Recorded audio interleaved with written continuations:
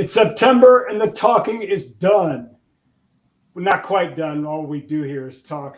But the NFL's regular season is finally upon us, which means the Dallas Cowboys kick off their regular season on Sunday night at AT&T Stadium against Tom Brady and the Tampa Bay Buccaneers. For Dallas Cowboys Overtime here on StarTelegram.com, I am Fort Worth Star-Telegram sports columnist Mac Engel, joined by my good friend and partner, Mr. Clarence E. Hill Jr.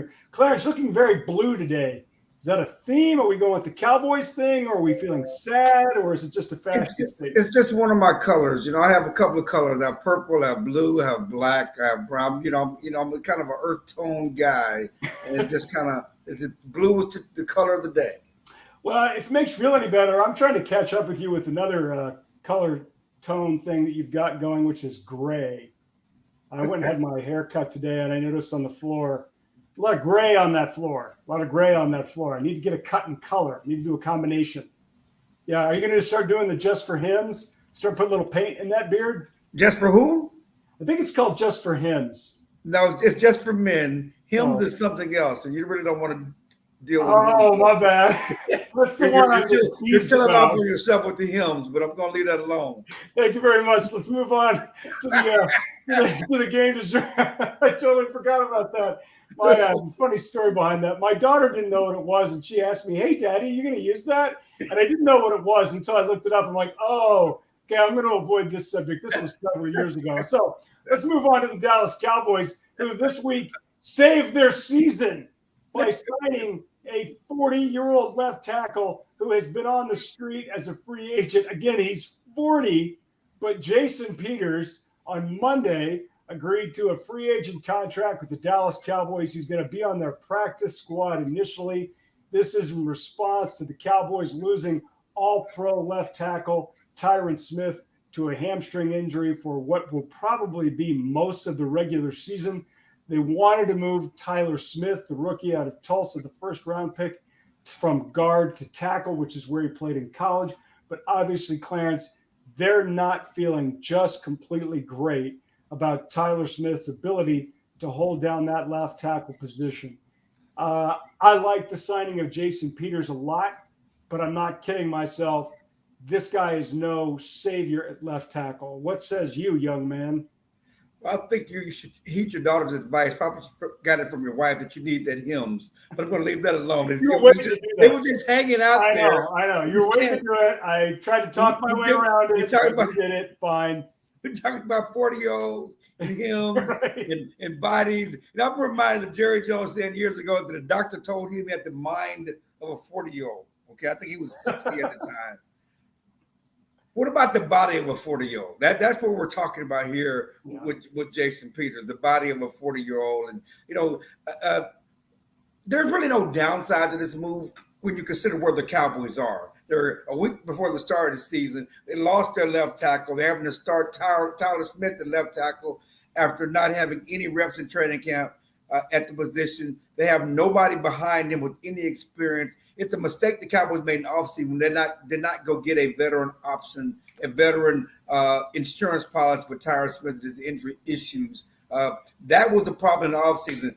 How do you address it now? We can't undo what they didn't do in the offseason. So going out and getting Jason Peters considers the experience and history, even though at 40, he's 40, but at 39, he played pretty well. I mean, he started 15 games with the Chicago Bears. It was the Chicago Bears. They were awful. But if you look at some of his tape, he wasn't bad. He is a good insurance policy for the Cowboys at this point on what they can afford and what they can get this close to the start of the season. Well, talking about what we didn't do, like what the Dallas Cowboys didn't do, but went ahead and tried to make up for late, I'm going to join that parade right now because what I didn't do at the top here of Cowboys Overtime is thank the great people at Window Nation for sponsoring us, and not only for this episode, but throughout the rest of the regular season. But I want to thank Window Nation again. That was a problem that I made at the top. I didn't thank them initially when I should have. So I got it on the back end by thanking them right now, kind of like a Jason Peters insurance policy. Clarence, how are your windows, by the way? Do you need some new windows?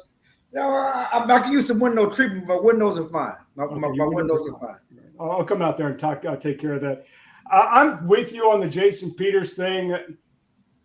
Is there anybody else that you would have looked at and said, whether it was Eric Fisher or Andrew Whitworth, the veterans who are still out there. Whitworth retired after a great career with the Bengals and Rams.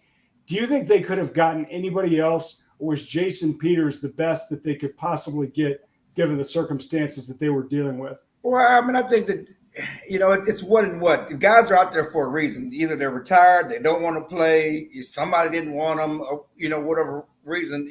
Jason Peters is a guy that you know his work, and the Cowboys have actually, Jerry Jones have followed him since Arkansas. Yeah, he's old, but most of them are old. Most of the guys are expensive. But just looking at his film, looking at the type of player he was, certainly knowing his history with the Eagles and the type of left tackle he was. And him being here is not just about playing, but he's also, to me, a perfect tutor for a guy like Tyler Smith. I mean, his size, his nasty demeanor, the way he plays. I think he's a good sounding board for Tyler Smith as he plays left tackle. And again, to me, once he gets in shape, I would put him at left tackle, but Tyler Smith at guard. You want your best five. Tyler Smith at guard. You want your best five on the field. But again, it's about protecting Dak Prescott, doing whatever you can. So again, it's the best of a bad situation this close to the start of the season. Last thing real quick on Tyler Smith, pardon me, not Tyler Smith, but Jason Peters. He's going to start on the practice squad. He hasn't done anything all offseason. I'm kind of with you. I wasn't even sure if he wanted to play, but they convinced him to do it for one more shot at it, one more season of checks, and one more, maybe he can get on a run, and something fun can happen in January and February. When is the earliest you think Jason Peters would be ready to play? I think he'll be out the first 2 weeks of the season. I mean, I think he when we talked to him on Monday, he said he needs a couple of weeks.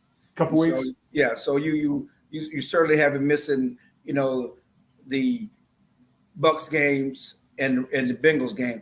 The disappointing part is that, the Cowboys have said to themselves, they start 0-2, we're in desperation mode. I mean, what do you think the climate is going to be around here if they start 0-2? Oh, it's always the same. But I just don't think, given the fact that the season is now 17 games, given the fact that now 7 teams get in the playoffs, I just don't buy desperation mode for anybody in September. Now, hang on, hear me out.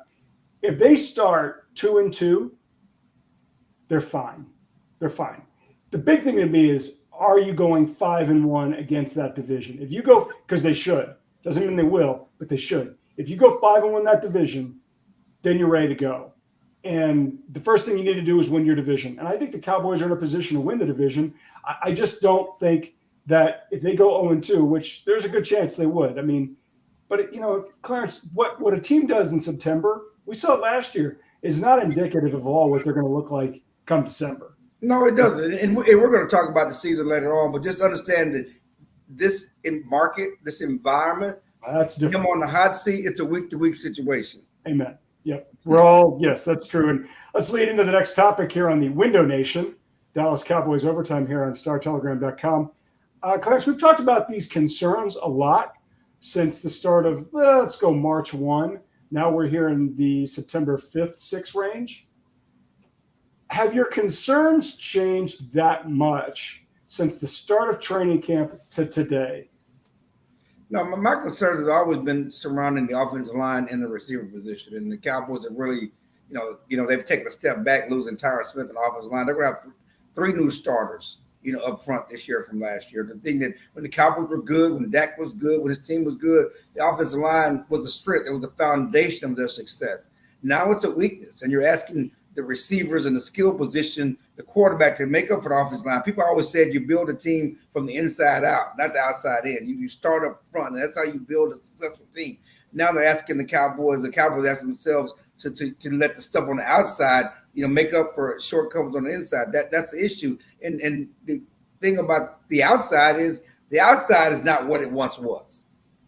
You're talking about last year, you go into the season with 3 quote unquote number 1 caliber receivers in Amari Cooper and CeeDee Lamb and Michael Gallup, and now you got CeeDee and a bunch of maybes.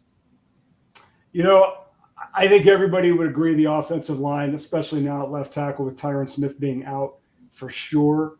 I think everybody starting the season was holding their breath with Tyron, even under the best of circumstances. So I think the middle of that line to me is my biggest concern. My other one is I think they're asking Dak Prescott to be something that I don't know if he really is. Now, which is to be Aaron Rodgers, to be Tom Brady, to consistently elevate pretty good players and make them really good or good to great.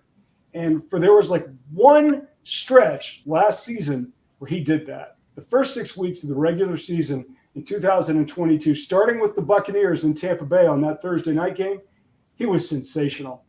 I mean, he was making everybody look great. Tight ends, receiver, everybody. He made them all look great.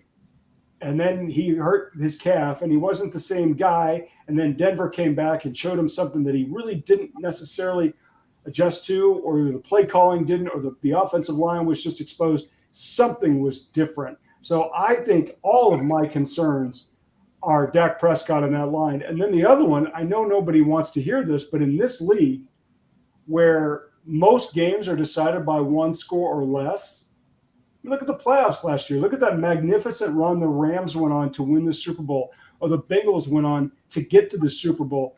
They're all 3-point games. I don't trust Brett Maher as the kicker. They have to, and he had a pretty good year last year with the Saints, but I still think the Cowboys trotting out Brett Maher is a real good reason to look away and drink a bottle of red wine, just glug, glug, glug. I'm holding my breath on that. But defensively, I feel pretty good about that. And as we look ahead for going from your top concerns to the things that you're most excited about, are the things that you're most excited about for this team and looking forward to the most, have they changed very much since the start of training camp?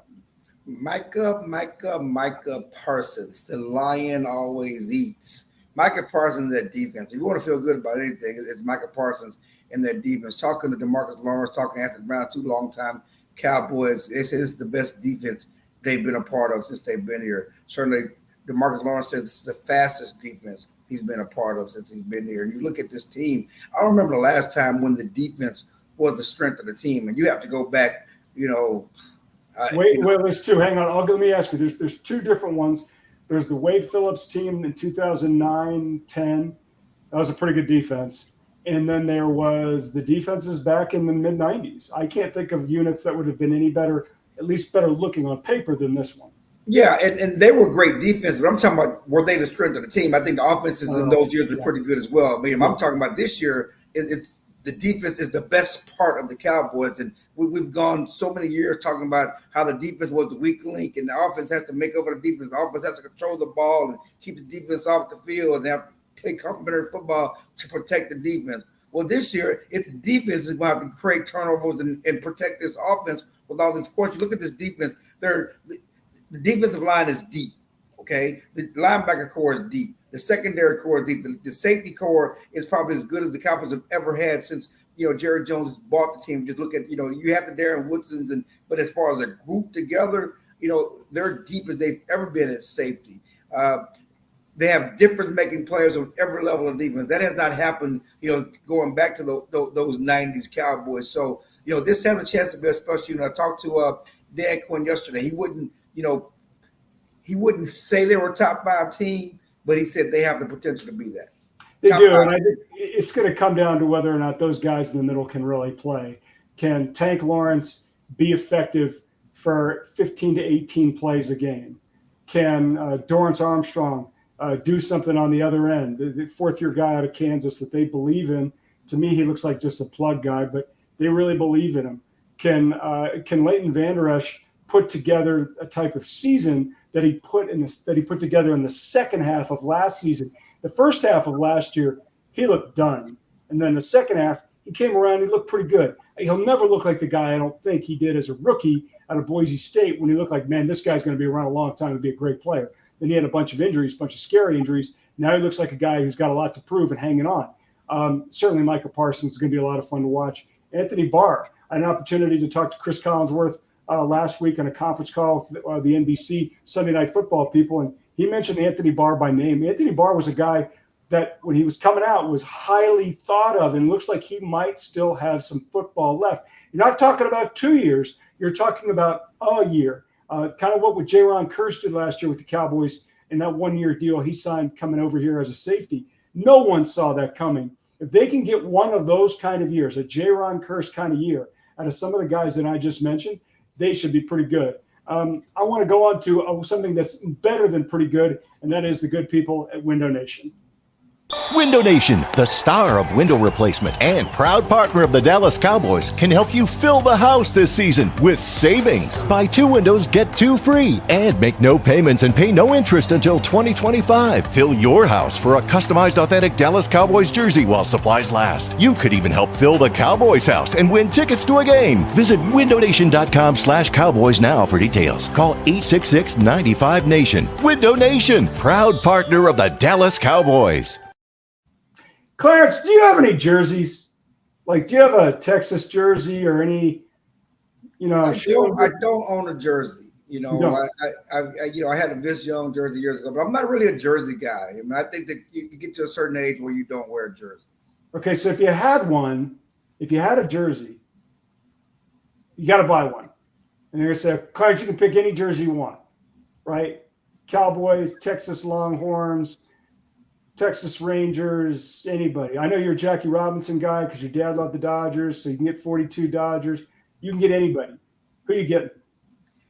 Oh, I haven't thought about that in a long time. I guess I have to start with Earl Campbell. Ooh, that's a good one. Oh, are we going UT, Tyler, or Texas or Oilers? UT, Texas, Earl Campbell. Okay, come on, let's not be ridiculous here. I have to go with Earl Campbell, but I mean, I'm a Tony Dorsett guy.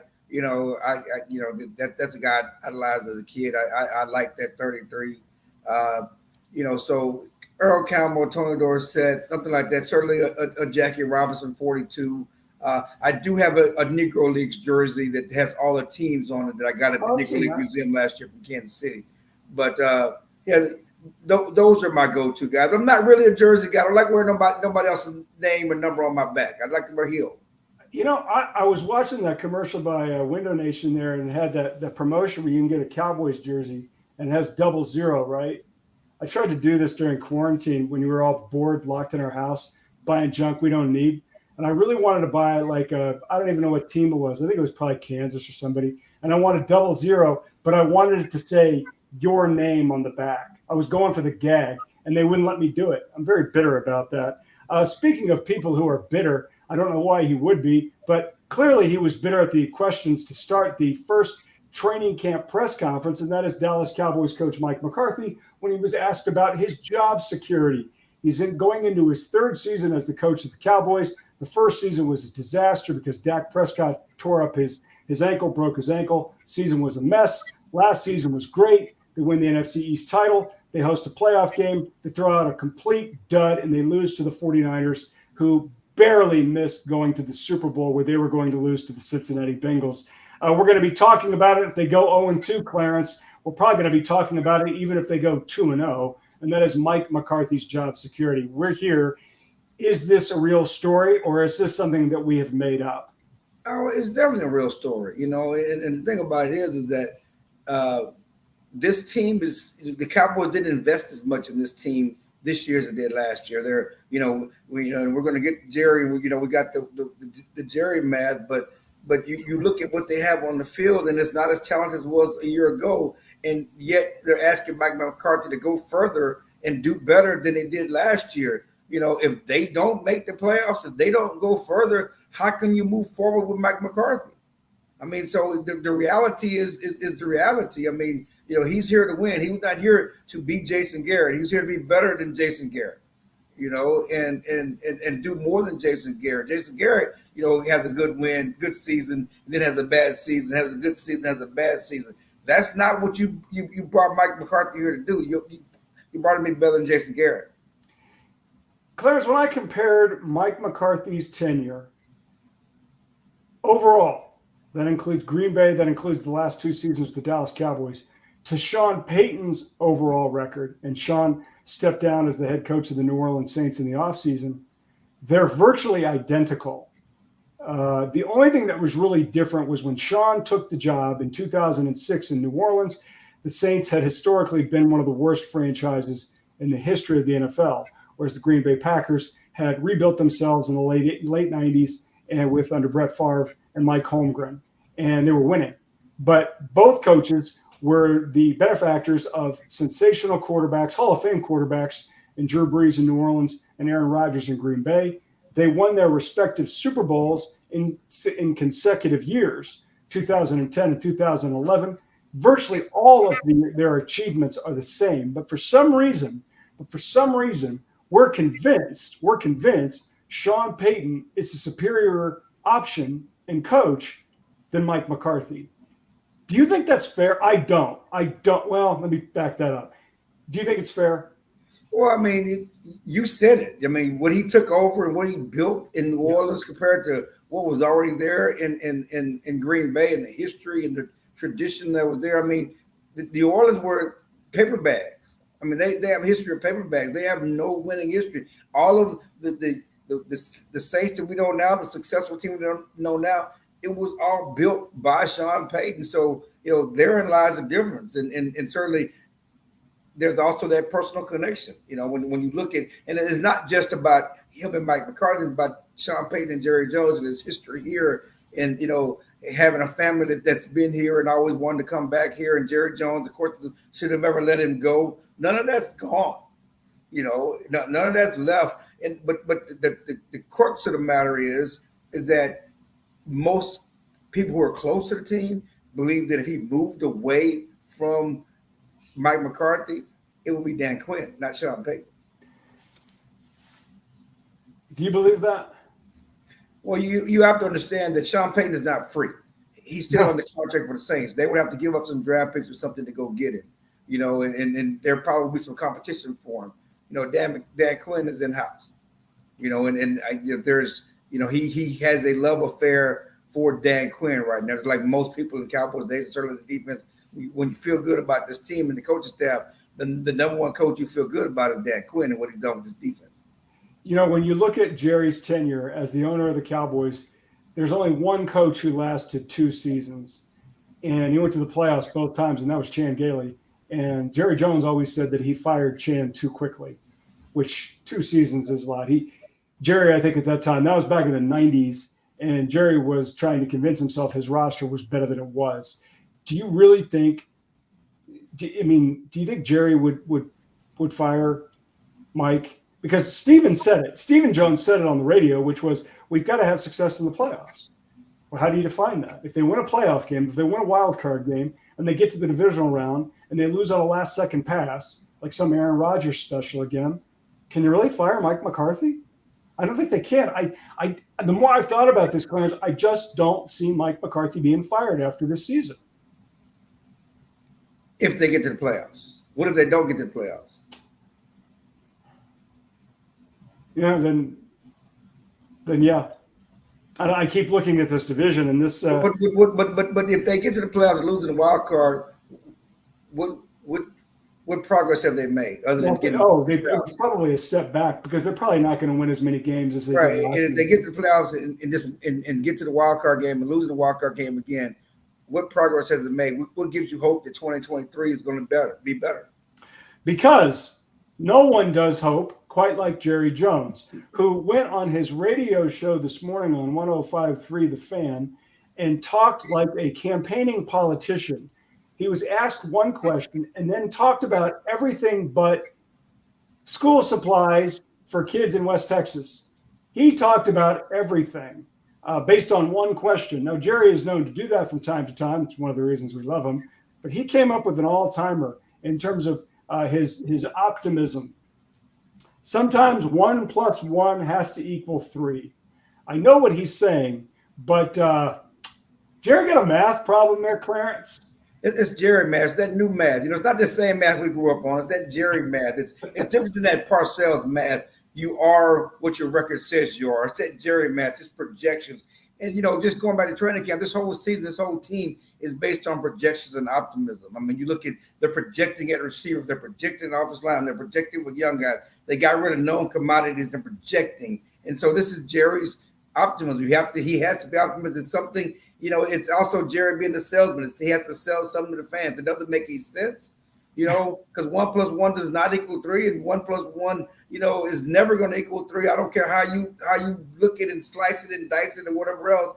But that's Jerry's way of trying to sell hope and optimism for the season, at least, and that's his way of trying to say this is going to be a Super Bowl team. I know we're less talented, I know we didn't spend as much money on the team as we did last year, but we're going further. And I believe Mike McCarthy can get us there because 1 + 1 is 3.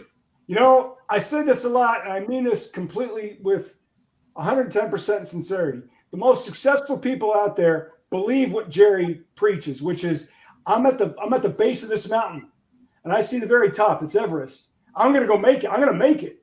He never sits there and says, "Yeah, but they're doing things to help them make it.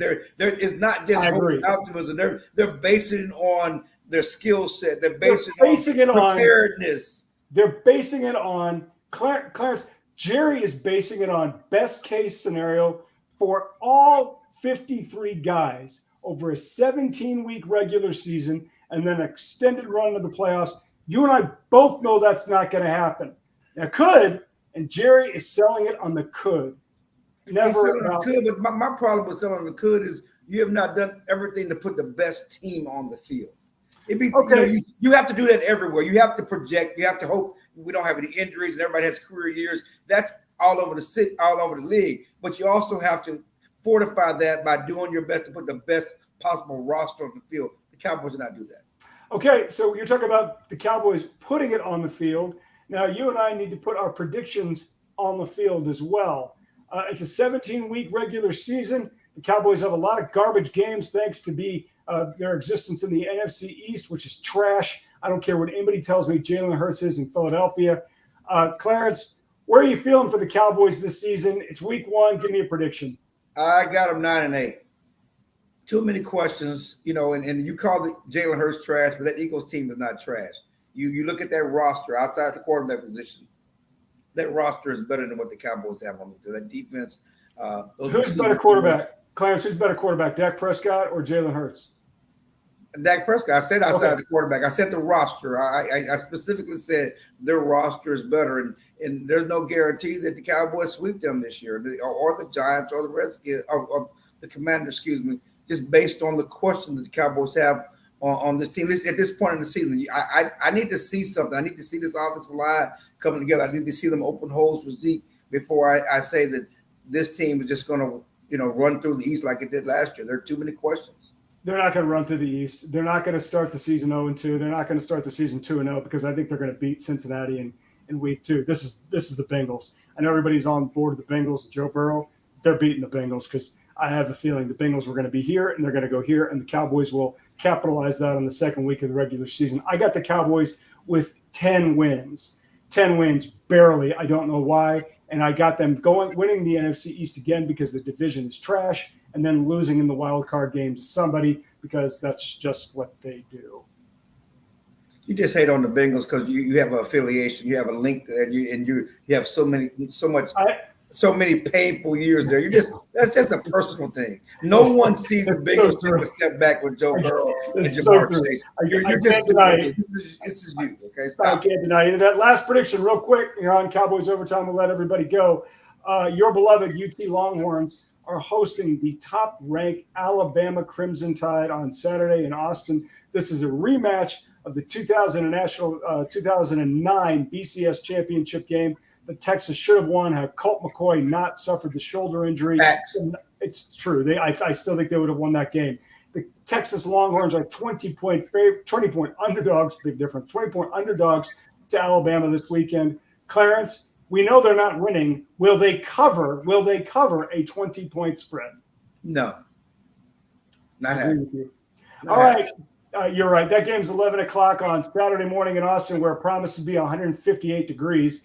I want to thank the great people at Window Nation for sponsoring this episode of Cowboys Overtime here on StarTelegram.com. Sunday night, regular season beginning, week 1, Sunday night football. Tom Brady, 45 years old, probably his last visit to AT&T Stadium. He and the Bucs come to town to play Dak Prescott and the Dallas Cowboys on NBC. Can't wait to watch it. Ride with us that game and throughout the rest of this regular season. Clarence, I'll see you next week.